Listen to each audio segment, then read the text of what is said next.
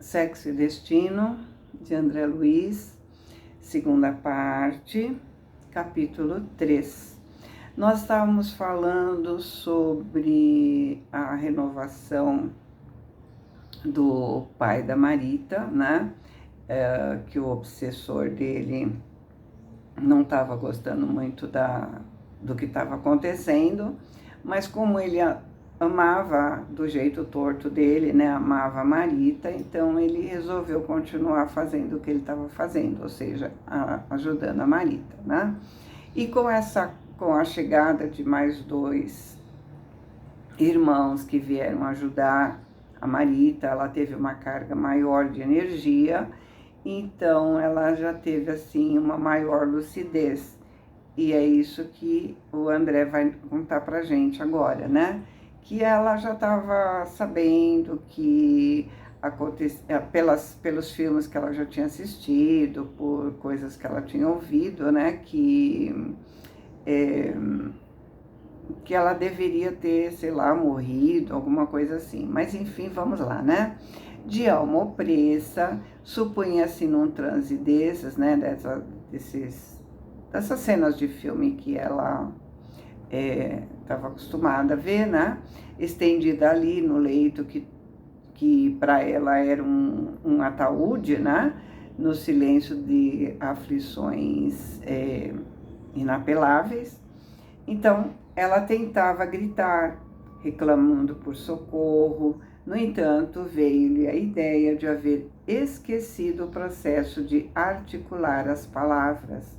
Sabia-se pensando com a própria cabeça, mas ignorava agora os movimentos coordenadores de voz. Apesar de tudo, reconhecia-se consciente. Sentia, memorizava, recordou os acontecimentos que haviam inspirado o propósito de morrer, arrependia-se. Se a vida continuava, para que provocar o fim do corpo? Considerava desditosa. Lembrou as ocorrências da Lapa, a entrevista com Gilberto pelo telefone de Dona Cora, os comprimidos de Salomão, o sono à frente do mar, o desconhecido prestes a assaltá-la, a corrida para o asfalto, a queda sobre o automóvel em movimento. Depois daquilo ali, o corpo estatelado, que lhe parecia uma pedra, a consciência ativa, as percepções aguçadas e a incapacidade de expressão. Intimamente, o esforço desesperado para fazer-se notar, no entanto, sentia-se entalada por coleira de chumbo. Irritou-se em vão. Tremia de impaciência, de espanto, de dor. Mágoa e revolta, petitórios e indagações esmaeciam-se e manifestos no âmago do seu ser. Por mais se empenhasse a chorar, desoprimindo-se, as lágrimas se represavam no peito, sem nenhum canal que extravasasse as suas agonias. Os olhos, tanto quanto a língua, pareciam desligados do corpo. Estaria morta? Pensava a jovem num misto de perplexidade e sofrimento. Ou quase a morrer. Escutou os passos da enfermeira de plantão e registrou a respiração sibilante do pai, sem a possibilidade de identificar a sua presença, e em vão tentou pedir explicação para o cheiro nauseante que a cercava. Transcorridas 2 horas de agonia recôndita, que Moreira assinalava com acuidade e precisão, a moça como que se aquietou mentalmente e averiguando por minha vez o seu campo íntimo, notei que se fixava lamentavelmente em Marina. O companheiro desencarnado, que até então se fazia suporte psíquico de Cláudio e que necessitava de base moral para garantir o próprio reequilíbrio, encontrou pasto robusto a nova desorientação. Descobriu o perigo sem poder conjurá-lo. Percebendo-se demitido da complacência do amigo de que transformou-se em seu joguete, procurava na filha motivos em que se facultasse permanecer atrelado à sua demência. Então vamos lembrar que Moreira estava nada contente em entender que Nogueira estava fazendo sua reforma íntima. Mas, pelo amor que ele sentia a Marita, ele acabou aceitando temporariamente a situação, ou seja, continuou a ajudá-la. Mas ao ver que Marita estava com raiva, que é o seu padrão vibratório, ele se animou. De nossa parte, não era possível pressionar a menina acidentada no sentido de suspender as suas lamentações.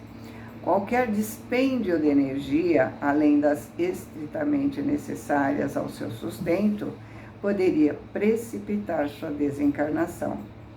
Inconsciente das complicações que gerava com semelhante procedimento, a filha de Aracélia reconstituiu na imaginação as aperturas da existência.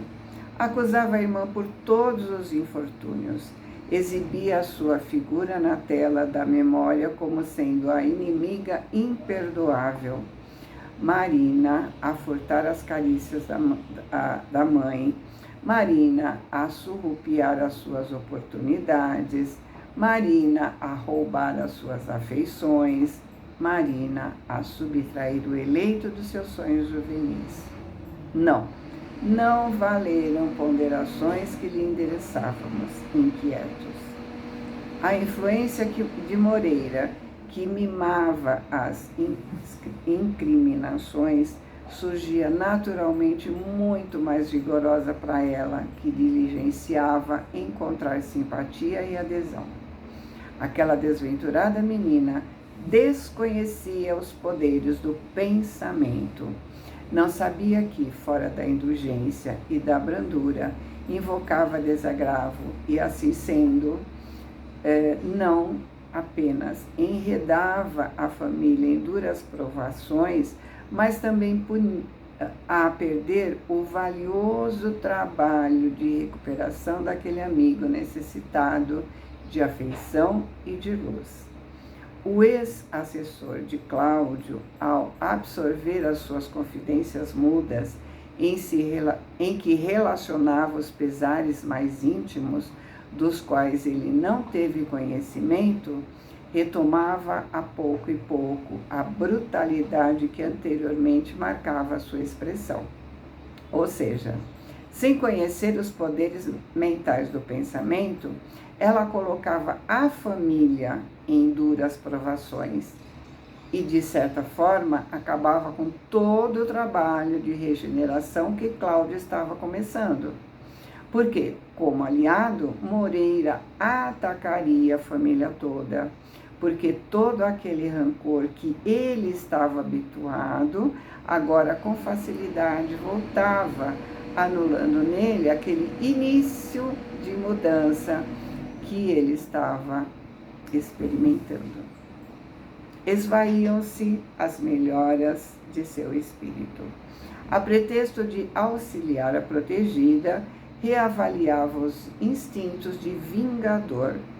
O olhar que se adoçou de compaixão readquiriu a lividez dos alienados. Sumiram-se todos os indícios de retorno à sensatez e à humanidade que patenteava desde o momento em que se aproximou da moça abatida. Seria inútil qualquer tentativa para reconduzi-lo à serenidade, embebendo-se nos queixumes daquela que classificava como sendo para ele a mulher querida. Restaurava em si mesma a selvageria da fera sequiosa de sangue. Respondendo às nossas petições de calma e tolerância, clamava que não. Ninguém o faria renunciar à guerra pela tranquilidade daquela que amava. Alegava desconhecer até então o martírio que a irmã lhe aplicou durante a vida inteira e insistiria na desforra. Ele iria se vingar por ela, né? Ao vê-lo abandonar o serviço a que voluntariamente se impôs, incapaz de refletir nas consequências da própria deserção, compreendi que o ex-obsessor, convertido em amigo, foi assaltado por crise de loucura e inclinei-me a considerar se o irmão Félix não errou, solicitando a permanência de Marita no corpo desarticulado, tal a extensão dos males que o ex-vampirizador seria capaz de estender a partir daquela hora. No entanto, me reprimi. Não, eu não detinha o direito de julgar o companheiro destrambelhado que se afastava de nós, enquanto o sol da manhã se aprumava no céu. O irmão Félix sabia o que fez e, com certeza, em outro tempo, não me desequilibrei e nem desacertei em ponto menor. Então, André ficou tão assustado com o que estava acontecendo, com todo um início de transformação sendo desfeito, que chegou a pensar se isso realmente tinha sido o correto a fazer. Respirou e lembrou que não tinha o direito de julgar. Olhava a responsabilidade do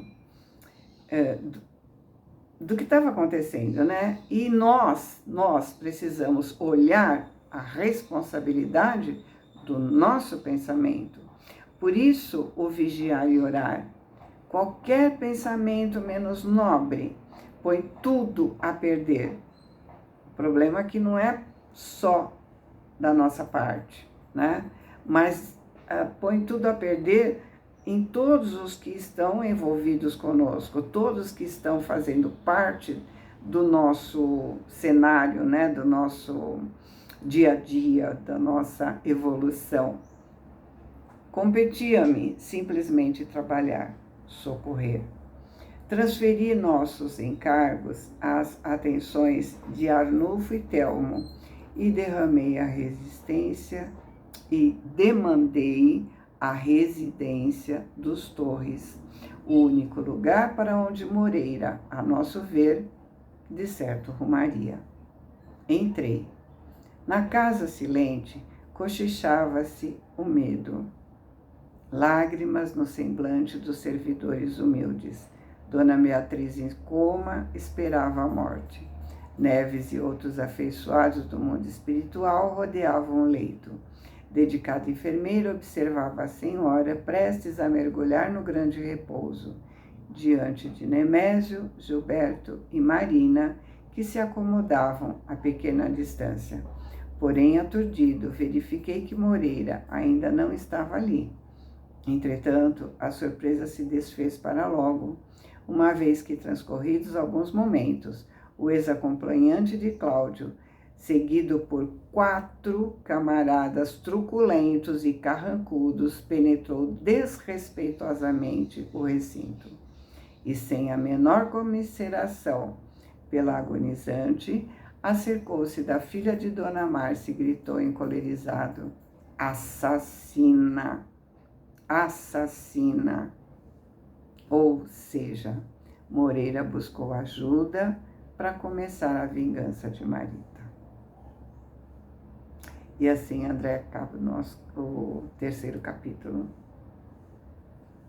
Fiquem com Deus, boa semana. Vamos continuar os nossos estudos no próximo capítulo.